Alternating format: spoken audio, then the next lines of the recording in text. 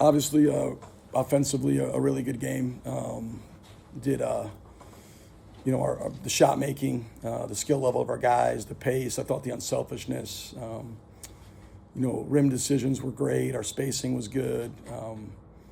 Like I said, shot making was insanely good. Made some hard ones, made the open ones. Thought we attacked intelligently. Thought we played with good pace and purpose, and got the ball ahead and really moved the scoreboard.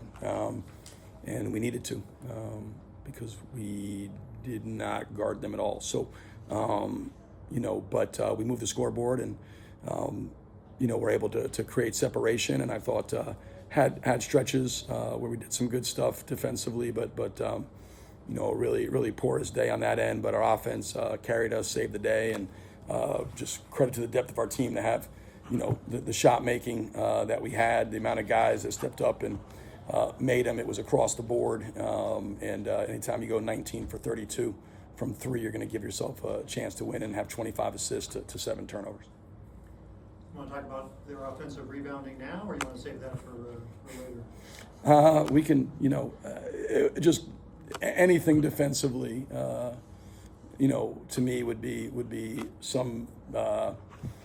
Would be horrific at some level. Our point of attack defense, our gap defense, our low man, our MIG, our V-backs, our rovers, our ability to finish possessions with defensive rebounds. You could pretty much name something defensively, and it would be at an F level. So there's nothing on that end of the floor that was our ball screen coverage stunk. Our understanding of where to tag from was bad.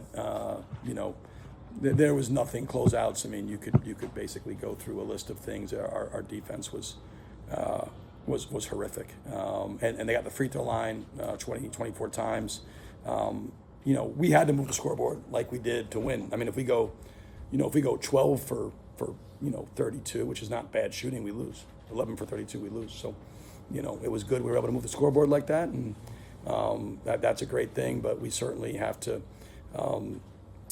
That's 2 games in a row. I mean, I don't really count Principia, but New Hampshire and this one where I thought our defense has taken a step back, and for us to be where we want to be, they either got to shoot 19 for 32 from 3 every game, or we got to reestablish who we are on that end of the floor defensively. And I think it's more likely that that's the And now if they promise me 19 for 32, then I'll spend way less time. I'll sleep way better. If I know that's what we're going to do moving forward. Is that why you kept the guys out there till the end? Yeah, I mean, the game never felt like it was out of reach to me. I mean, it just felt like they scored every single time, and we scored every single time. So it was just 2 teams that couldn't get a stop going at each other. So it was just first team to 120 would win, and we were able to get to 100 first. So it was defensively was bad, and so I just I was trying to find combinations that would work, that would close the game. We just couldn't find any that could get a stop. But I didn't go to the bench because it never felt like if you shoot 19 for 32 from 3, you probably I said that like a couple weeks ago. We're talking about our shooting not being very good, and I said we're going to have some nights we're going to make 17, 18, 19, 20, and we'll blow people out. Not if we guard that way. We gave up 1.25 points of possession. That's our worst defensive game of the year. New Hampshire was right below it, so we've got a lot of work to do on that end of the floor, and it should have been not anything St. Joe's, but when you make 19 for 32 from 3, it should be a blowout, and it wasn't a blowout because we couldn't get separation because we couldn't get stops. Again, though, second time this year, the best offensive efficiency game in program history, at least in the Ken Palm era. Yeah. I mean, so do you go home thinking more about that, or do you just expect to play great offensively and the defense is going to really weigh on you until you practice again? Been here 21 months. You know me well enough to know what the answer is to that question. The defense will weigh on me because I always think about things that are controllable. We have a good offensive team. We have really good offensive players. When they play the right way, we're very hard to guard. We play fast. We have skill. We have skill in a variety of areas. We can attack the rim. We can make threes. We have all kinds of weapons offensively, and I think that's been well established. I think that's what the sixth time this year we've crested 100. We're in the towards the top of the country in scoring. But what really is, what we really underratedly is how good we've been defensively. I think we were coming in today. Now I'm sure it's worse, but we were third in the country in field goal defense and had a top 40 Ken Palm defense, and and our rebounding. I think we're second in the country in rebounding margins. There's a lot of things that we were doing on the defensive and rebounding, and that was fueling our offense. And what you worry about as a coach is you're not going to shoot the ball that well every single game. It's just not possible. There's going to be multiple games in the league, not one but multiple, where you're 5 for 29 or 7 for 30. It happens to the best shooting teams in the world. It will happen to us and on more than one occasion. If you don't defend and rebound and bring the proper level of force and physicality on in those areas, I didn't think our offensive rebounding was any good. I didn't think our defensive rebounding was any good. I didn't think anything that required toughness and energy defensively was very good. And those are the things that ultimately can sustain you and help you win on the nights where you don't make shots. Because even as good as we are offensively, and I think we are a really good offensive team, and I think we'll be good most nights, you have to be able to find a way to win when you don't have your best. Otherwise, you can't compete for a championship. It's like if you're only good at home, you're not going to compete for a championship. If you're only good when you make shots, you're not going to compete for a championship. Championship teams can win in a variety of circumstances: home, away, hostile crowd, no crowd, shoot the ball well, shoot the ball poorly, opponent has a great shooting night. I mean, you have to find a way through the competition. And I'm gonna be, I would have been. I'm happy we won, but I would be if we won that game, 75-62, and we guarded 75-65. We guarded, and we just missed shots, and our process was good, and the ball didn't go in. I'd leave out of here happier than I do tonight, because I know that it's a little bit of fool's gold. That again, not that we can't do that, we can, and I thought we would, and we will, and we'll have more nights where we make 17, 18, 19, maybe even 23s in a game. That'll happen. But we're also going to have those nights where we make 5 or 6, and we better be able to, if we're going to compete for a championship, we better figure out how we're going to win on those nights. Brady only scores 10 points, but he's plus 30. What did he bring out there? He was awesome. He's just been getting better and better, and he's finding, it's something, I think he was, early in the year, he's so wired to correlate shooting with playing well. And and we had many conversations about, no one makes shots when you have the weight of the world on your shoulders every shot. And his job was to play a good enough floor game that I could play him through the ebbs and flows of shooting. So man, Brady's 0 for 3, but man, he's doing all these other good things so he can play. But if you're just a shooter, the less versatile you are, the better you better be at whatever it is you do. So if you can only shoot and that's all you can do, then you better make shots.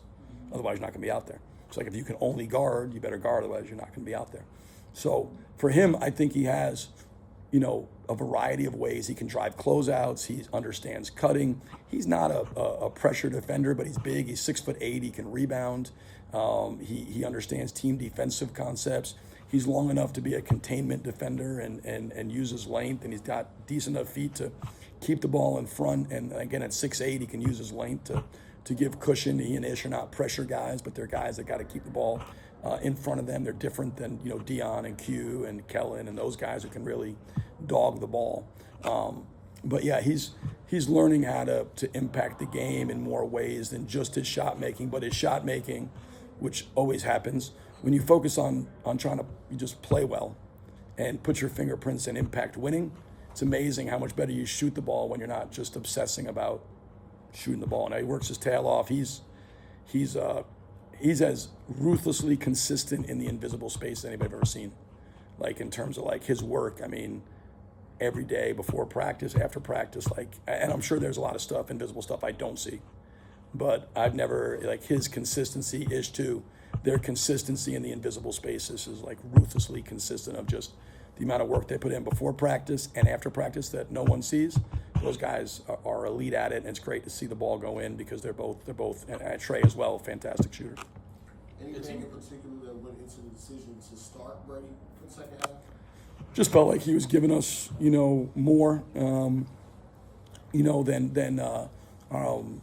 that lineup, and so it just was. I felt like it gave us the best chance to start the second half well, and I kind of like scripted out the first half, and I've been most times I think I don't know, Stu might know, or or I'm sure Rokio knows, like whatever the second half starting group is normally different than the first group, so it's not like that's abnormal. But I did not script out the second half. So I got a halftime, I just figured out. And I felt like going with Brady and then coming Paul early, and because Paul I thought gave us great lift. I thought our bench was much better than our starters in the first half. I thought, Brady and Eshawn and Paul and KT played much better as a group than the starting five did in the first half. But that's the value of depth, is it's not your night every single night, and but we have enough good players that usually it's going to be somebody's night. And tonight it was a lot of guys' nights, but in terms of our team, that's I think the greatest benefit of depth is, guy doesn't have it. We always have somebody who does, and I just thought Brady, that gave us the best chance there with that group to start second half, and he played very well to start it off. It seemed like that there was good effort, good, your guys were diving on the floor tonight, even into the last minute. Did you feel like the defense was an effort issue, or just more? No, it wasn't an effort issue. I think that's, probably, we weren't nearly, we weren't good enough on the ball. Our awareness away from the ball was poor. There was so many drives where we didn't have help, and the ball was they were getting by us. There was a possession in the first half. It's late in the clock. We wind up getting switched. Rob has number 3, Khalif Myers. There's 4 seconds in the shot clock. Rob's guarding, 25 feet from the basket. Kid, goes by him, which you would expect. He's a good player, and Rob's, obviously not the fleetest of foot. And he drives and he lays it at the shot clock buzzer, and nobody moves. The weak side just looking like, and there was just, and Rob I told him, like, we're the bigs aren't shooters. He's in the paint, and there was drives that he doesn't help. We didn't rotate over, missed a number of rotations, and then we didn't sink and fill. So it's almost like we weren't dialed in to the details of what we need to be dialed into. Now the last 2 games, Principia and St. Joe's, I thought, I was obviously very upset with our rim decisions and some of our offensive stuff. I was upset both ends against New Hampshire. We've really honed in and been better the last 2 games on playing the right way and playing for each other and doing the right things and playing connected offense. But I don't think our defense was effort. We were just completely disconnected. It was island basketball and no help, and we did a poor job at the point of attacks. That's a recipe for disaster.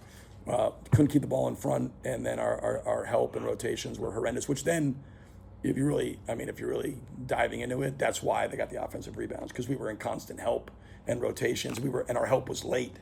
So then they were throwing the ball off the glass, hit the rim, and then they would go up and get the offensive rebound. Our effort was fine. It was more of our execution was horrendous, and that's we got to go back and fix it. So I told them, easy to get drunk on outcomes and walk out and be like, man, we won by 23.